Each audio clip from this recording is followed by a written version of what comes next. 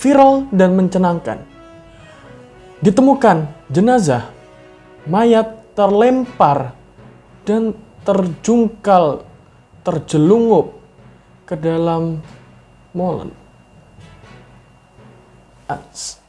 Salah ya? Cut. Ini live.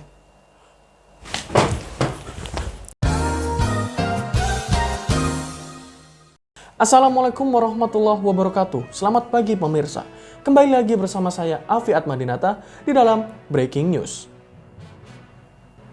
Pemirsa, Amerika Serikat dan Arab Saudi merupakan dua negara yang memiliki latar belakang yang sangat berbeda. Amerika Serikat dengan kapitalis liberalnya, sementara Arab Saudi dengan hukum syariah yang dijadikan dasar sebagai penegakan hukum di negara Arab tersebut. Pemirsa, Amerika Serikat, sebagaimana yang kita ketahui bersama, merupakan negara superpower yang menghimpun kekuatan yang sangat besar di dunia militer maupun dalam penyebaran pengaruhnya di atas dunia. Sementara Arab Saudi memang bukan negara superpower, tetapi Arab Saudi merupakan negara yang kaya berkat minyak yang terkandung di dalam bumi Arab tersebut. Namun belakangan ini kedua negara diisukan terlibat di dalam konflik. Namun apa yang sebenarnya terjadi antar kedua negara? Untuk itu kita sudah terhubung dengan rekan-rekan kita yang akan menjelaskan secara lebih dalam, secara terperinci mengenai apa yang sebenarnya terjadi antar kedua belah pihak. Untuk itu kita sudah tersambung dengan rekan Farel. Ya, kepada rekan Farel, silahkan rekan Farel. Ya, terima kasih untuk rekan Alfi yang ada di studio.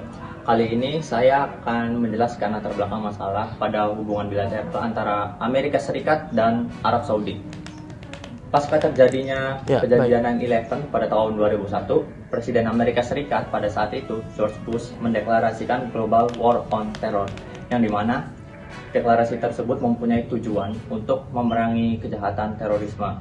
Dari situlah awal mulanya banyak orang yang mempunyai persepsi tersendiri mengenai hubungan antara Amerika Serikat dan Arab Saudi sedang bersitegang satu sama lainnya. Tetapi hal tersebut tidak benar, yang dimana hubungan Amerika Serikat dan Arab Saudi masih terjalin dengan baik.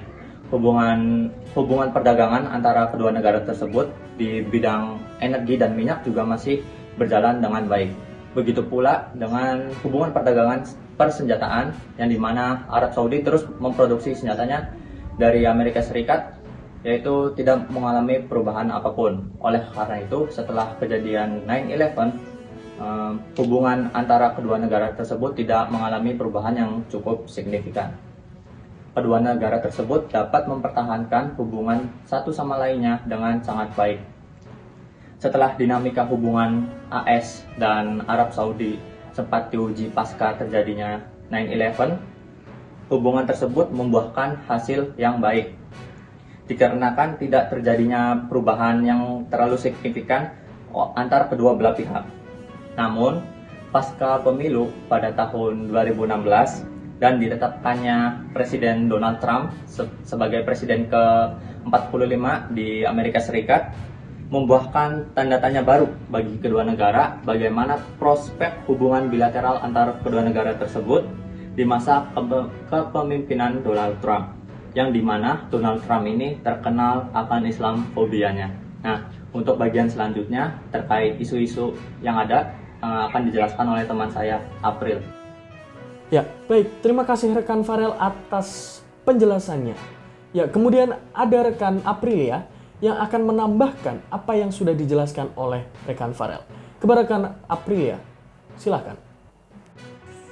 Di sini saya akan menyampaikan hubungan bilateral Amerika Serikat dengan Arab Saudi pasca terjadinya serangan 11 September 2001. Peristiwa 11 September atau disebut juga dengan tragedi runtuhnya World Trade Center (WTC) itu menjadi momentum perubahan warna dalam politik luar negeri Amerika Serikat yang sejak berakhirnya Perang Dingin cenderung mengedepankan pendekatan ekonomi daripada militer. Nah, konsentrasi hubungan negara Amerika juga lebih diwarnai dengan isu seperti hak asasi manusia, lingkungan hidup, dan senjata pemusnah massal. Namun setelah serangan 11 September, warna politik luar negeri Amerika Serikat berubah drastis. Isu keamanan mendapatkan tempat utama dalam kepentingan nasionalnya, dan terorisme itu menjadi masalah yang mendominasi hubungan Amerika Serikat dengan dunia. Serangan 11 September 2001 yang lalu itu telah terbukti memberikan efek yang luar biasa tidak hanya bagi Amerika Serikat, tetapi juga terhadap perkembangan keamanan secara global. Nah, selain itu, peristiwa 11 September telah memberikan guncangan psikologis bagi Amerika Serikat, sehingga perhatian Amerika Serikat itu akan keamanan negara secara Homeland Security-nya secara total mengalami penyesuaian.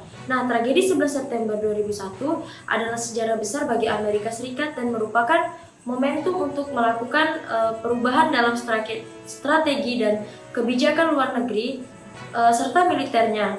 Amerika Serikat tidak hanya berupaya untuk menangkap Osama bin Laden dan kelompok militernya yang dinyatakan Amerika Serikat sebagai pelaku serangan 11 September. Lebih jauhnya, Amerika Serikat itu berusaha mengajak masyarakat internasionalnya untuk ikut serta dalam perangnya memerangi terorisme internasional. Kebutuhan Amerika Serikat akan kampanye ke berbagai belahan dunia, menyeret Amerika Serikat kembali pada mandala politik luar negeri yang ekspansionis, yang sertakan kebijakan intervensionisnya baik secara langsung maupun tidak langsung. Sebuah pelajaran yang luar biasa besar dari peristiwa 11 September adalah bahwa negara lemah atau weak state seperti Afghanistan mampu menjadi ancaman besar bagi kepentingan nasional negara yang kuat. Nah, seperti Amerika Serikat. Apalagi ancaman yang kini dihadapi adalah kelompok-kelompok teroris internasional. Sehingga Amerika Serikat itu harus memperkuat hubungan kerjasama dengan setiap negara, terutama negara-negara yang masuk dalam kategori weak state. Karena kemiskinan, institusi yang lemah dan korupsi dapat menyebabkan negara-negara lemah rentan terhadap jaringan teroris, termasuk juga peredaran obat-obat terlarang. Selanjutnya saya akan menyampaikan bagaimana hubungan bilateral Amerika Serikat dengan Arab Saudi setelah pemilu 2016. Sesaat setelah serangan 11 September 2001 terjadi, nah di hari yang sama Presiden George Bush itu langsung membuat pernyataan ungkapan keprihatinan dan kekecewaan atas peristiwa tersebut. Dalam pidatonya itu beliau mengatakan bahwa serangan tersebut bukan hanya menyerang Amerika Serikat, tetapi juga menyerang jantung dan jiwa peradaban dunia. Nah, hal itu membuat masyarakat global harus mampu melawan sebuah perang baru yang berbeda. Nah, tekad Amerika Serikat ini dalam memerangi terorisme bukanlah sebuah ungkapan kemarahan semata, tapi kesungguhan Amerika Serikat dapat dalam hal ini terlihat jelas ketika Amerika Serikat menjadikan War Against Terrorism sebagai salah satu bagian dari strategi keamanan nasional Amerika Serikat pada tahun 2002. Nah, dan upaya Amerika Serikat ini memberantasi terorisme ini tidak terbatas pada wilayah nasional Amerika Serikat saja, tetapi juga di seluruh penjuru dunia, di mana kelompok-kelompok teroris ini bersembunyi. Nah, Afghanistan bukanlah salah satu wilayah di mana Amerika Serikat berusaha menangkap dan menghancurkan kelompok Tabligh dan Al-Qaeda, tetapi ribuan kelompok teroris ini yang terlatih secara militer dan sebagian besar diantaranya merupakan jaringan Al-Qaeda. Nah, telah tersebar di berbagai kawasan seperti belahan benua Amerika Serikat, utara dan selatan, Eropa, Afrika, Timur Tengah, serta Asia. Hal tersulit yang ditemukan dalam perang melawan terorisme ini adalah untuk menemukan musuh, karena musuh di sini bukan lagi teroris, tapi kelompok-kelompok orang yang membentuk jaringan-jaringan terorisme. Untuk itu Amerika Serikat menegaskan bahwa dibutuhkan kerjasama yang baik antar negara dan kawasan agar kampanye ini menjadi efektif. Akan tetapi meyakinkan dunia bahwa War Against Terrorism ini juga merupakan upaya Amerika Serikat untuk menciptakan ancaman dan perdamaian masyarakat internasional yang lebih baik. bukanlah hal yang mudah. Penyebab utamanya adalah karena terjadi perdebatan di antara negara-negara mengenai kelompok terorisme itu sendiri, termasuk pro dan kontra mengenai kategori kelompok-kelompok yang ditetapkan sebagai teroris internasional. Pemerintahan George Bush saat ini sedang membangun kebijakan-kebijakan baru dan strategi pertahanan internasional, berupaya menciptakan institusi keamanan baru dan berusaha memenuhi sumber-sumber dana yang dibutuhkan untuk menanggulangi ancaman-ancaman terorisme. Nah, hebatnya lagi, serangan teroris pada 11 September dipadukan dengan karakter pemerintahan Presiden George Bush yang bersifat neokonservatif, menyebabkan kebijakan Amerika Serikat pasca serangan 11 September itu cenderung pada pendekatan militeristik dalam kampanyenya yang memerangi Osama bin Laden atau tersangka utama dalam peristiwa 11 September. Ya, terima kasih rekan Aprilia atas tambahan penjelasannya. Kemudian ada rekan Debbie di tempat yang akan memberikan keterangan lebih lanjut mengenai apa yang sebenarnya terjadi. Silakan, rekan Debbie. Kebijakan luar negeri Amerika Serikat terhadap Arab Saudi pada masa kepresidenan Donald Trump. Yang pertama adalah nasionalis, yang mana mendukung tindakan agresif melawan ancaman keamanan yang dirasakan, namun mengabaikan pembangunan bangsa, intervensi kemanusiaan, dan diplomasi yang dirasakan oleh musuh. Yang kedua adalah libertarian non-intervensionis, yang menolak melakukan hard power secara terbuka. Yang ketiga, internasionalis, termasuk non-konfrontatif, dan aliran garis keras lainnya yang ingin secara proaktif memperkuat dominan Amerika Serikat. Kebijakan luar negeri yang diterapkan oleh Trump sebagian besar mengarah pada intervensionis. Nah, kebijakan-kebijakan Amerika Serikat mengenai Riyadh pasca Donald Trump telah dicantumkan di situs resmi Gedung Putih dalam bentuk lembaran pertama berjudul America First Energy Plan, yang menyatakan bahwa Amerika Serikat akan bekerja sama dengan sekutu Teluk Kami untuk mengembangkan hubungan energi positif sebagai bagian dari strategi anti-terorisme yang mana ditujukan kepada Arab Saudi sebagai pemimpin OPEC. Dan kedua berjudul America First Foreign Policy ini menyatakan bahwa prioritas kami terletak pada tujuan mengalahkan ISIS dan kelompok-kelompok radikal teror lainnya. Melihat apa yang telah terlampir, maknanya sangat jelas bahwa Amerika Serikat ingin bekerja sama dengan sekutu, walaupun ada juga kemungkinan dilakukannya tindakan sendiri. Presiden Trump mulai menyusun beberapa kebijakan yang akan dijalankannya oleh Arab Saudi. Kebijakan-kebijakan tersebut tidak lain tidak bukan adalah persetujuan mengenai hubungan timbal balik yang selama ini terjadi di antara Amerika Serikat dan Arab Saudi, yakni hubungan perdagangan.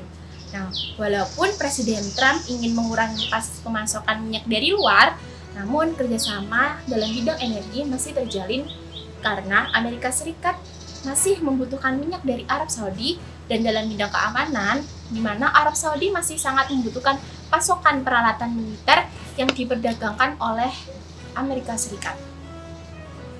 Baik, terima kasih banyak rekan Debbie atas penjelasannya yang sudah diberikan. Kemudian mungkin ada rekan yang akan lebih memperjelas atau mendalami lagi apa yang sebenarnya terjadi antar kedua belah pihak. Silakan, rekan Reka. Baik, di sini saya akan menyimpulkan pasca terjadinya kejadian 9/11 pada tahun 2001. Di situ ada sebuah deklarasi yang disebut Global War on Terror yang memiliki tujuan memerangi sebuah serangan terorisme pada hubungan Amerika Serikat dengan Arab Saudi. Pada bidang energi, minyak tidak mengalami sebuah perubahan. Kemudian muncullah serangan 11 September 2001 yang memiliki serangkaian serangan bunuh diri. Kemudian para penjajah sengaja menabrakkan pesawatnya ke sebuah menara kembar yang memiliki tantangan yang dihadapi pada pasca Perang Dingin selalu disuarakan pada Amerika Serikat yang memiliki kekuatan unipolar. Kemudian pada tragedi 9/11 tahun 2001, menjadikan sentral ekonomi Amerika Serikat menjadi roboh saat diterjang pesawat yang dikendalikan oleh teroris. Kemudian pada saat itu muncullah pendapat pro dan kontra, yang mulai bermunculan instruksi sebagai sarana wawancara Islam yang bersifat kekerasan. Tetapi sebagian negara ada yang mendukung sepenuhnya kebijakan Amerika Serikat karena Amerika Serikat akan menerangi sebuah terorisme. Baik, terima kasih rekan Reka. Kemudian terakhir ada rekan Aldi yang akan memberikan simpulan atas apa yang sebenarnya terjadi antar dua belah pihak. Rekan Aldi, silakan rekan Aldi. Ya, terima kasih. Adanya ancaman dari mitra kerjanya di kawasan Timur Tengah, lebih tepatnya ada di bagian Teluk, Trump merasa bahwa banyaknya risiko-risiko yang akan terjadi apabila menghadapkan kepentingannya ke Timur Tengah. Risiko yang dirasakannya ini pula terlebih lagi merupakan risiko yang berasal dari non-state actor. Risiko tersebut tidak hanya dirasakan oleh Trump, namun juga dirasakan oleh mitra terdekat AS di kawasan Timur Tengah, yakni Arab Saudi. Serangan yang dilakukan oleh ekstremis kemungkinan besar dapat terjadi di Arab Saudi. Menteri Dalam Negeri Saudi merilis sebuah laporan yang menyatakan bahwa adanya 128 gerakan terorisme dalam 15 tahun terakhir yang membunuh atau melukai 1.147 warga Saudi dan ekspatriat, walaupun telah dilakukannya upaya melawan terorisme yang cukup intensif. Pada tanggal 4 Juli, ISIS menyatakan bahwa mereka bertanggung jawab atas serangan bom yang menimpa 3 kota di Saudi. Pada akhir bulan Oktober, agen Islamic State telah ditangkap oleh Saudi dan diduga merencanakan pembunuhan di sebuah mobil. Risiko ini dapat terus dirasakan apabila Presiden Trump gagal untuk menegaskan kembali kebijakan-kebijakan AS untuk membela negara untuk melawan serangan-serangan tersebut. Serangan terorisme seperti yang dikenal sebagai doktrin Carter. Selain berisiko terkena serangan terorisme ke depannya, hal lain yang berisiko juga dapat ditakuti apabila sudah berbicara mengenai cyber. Sudah banyak bukti yang menjelaskan bahwa serangan cyber terjadi di beberapa negara dan dilakukan secara profesional oleh non-state actors. Dengan adanya serangan-serangan cyber ini, semakin banyak para pihak yang membutuhkan kemampuan tersebut. Sehingga mereka bersedia untuk mempekerjakan para pelaku guna melawan AS beserta kepentingannya. Baik, terima kasih rekan Aldi atas simpulan dari semua penjelasan yang sudah dijelaskan oleh rekan-rekan sebelumnya. Untuk itu, kami Alfiat Madinata, Farel Muhammad Aprilia, Reka, Debbie, dan Aldi Busevi beserta kru yang bertugas undur diri. Terima kasih. Wassalamualaikum warahmatullahi wabarakatuh.